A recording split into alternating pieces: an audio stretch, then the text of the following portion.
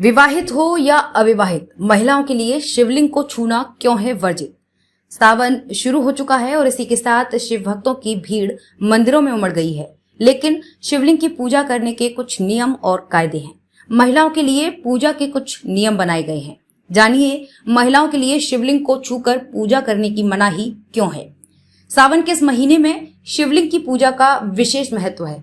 ऐसी मान्यता है कि इस महीने में भगवान शंकर की पूजा करने और उनके लिए व्रत रखने वाले सभी भक्तों की मनोकामनाएं पूर्ण होती हैं।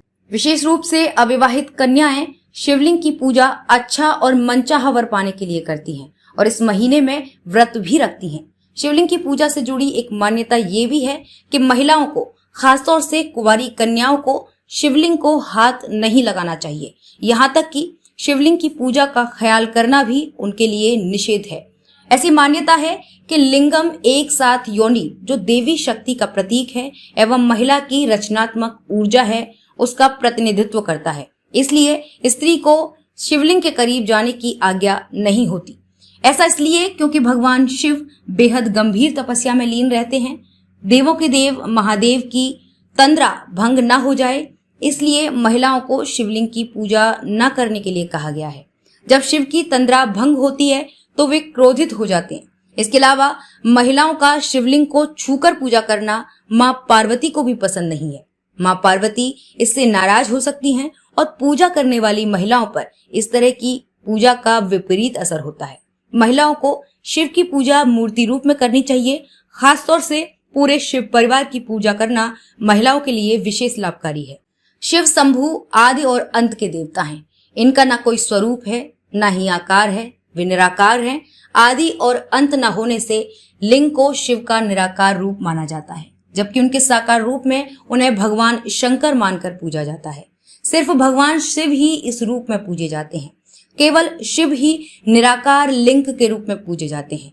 लिंग रूप से समस्त ब्रह्मांड का पूजन हो जाता है, क्योंकि वे ही समस्त जगत के मूल कारण माने गए हैं। इसलिए शिव मूर्ति और लिंग दोनों रूपों में पूजे जाते हैं।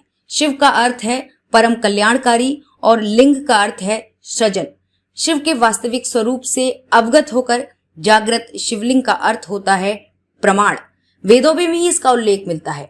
वेदों और वेदांत में लिंग शब्द सूक्ष्म शरीर के लिए आता है। यह सूक्ष्म शरीर 17 तत्वों से बना होता है। मन, बुद्धि, 5 ज्ञानेंद्रियां, 5 कर्मेंद्रियां और 5 वायु पुराण के अनुसार प्रलय काल में समस्त सृष्टि जिसमें लीन हो जाती है और पुनः सृष्टि काल में जिससे प्रकट होती है, उसे लिंग कहते हैं। इस प्रकार विश्व की संपूर्ण ऊर्जा ही लिंग का प्रतीक है। पौराणिक कथा के अनुसार जब समुद्र मंथन के समय सभी देवता अमृत के आकांक्षी थे, लेकिन भगवान शिव के हिस्से में भयंकर हलाहल विष आया।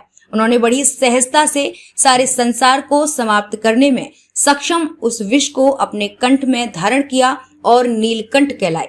समुद्र मंथन के समय निकला विष ग्रहण करने के कारण भगवान शिव के शरीर का दाह बढ़ गया। उस दाह के शमन के लिए शिवलिंग पर जल चढ़ाने की परंपरा प्रारंभ हुई, जो आज भी चली आ रही है। श्री शिव महापुराण के सृष्टिखंड अध्याय 12 श्लोक 82 से 86 में ब्रह्मा जी के पुत्र सनत कुमार जी वेदव्यास जी को उपदेश देते हुए कहते हैं कि हर गृहस्थ को देहधारी सदगुरु से दीक्षा लेकर पंचदेवों श्री गणेश, सूर्य, विष्णु, दुर्गा और शंकर की प्रतिमाओं में नित्य पूजन करना चाहिए, क्योंकि शिव ही सबके मूल हैं। मूल को सींचने से सभी देवता तृप्त हो जाते हैं, परंतु सभी देवताओं को तृप्त करने पर भी प्रभु शिव की तृप्ति नहीं होती।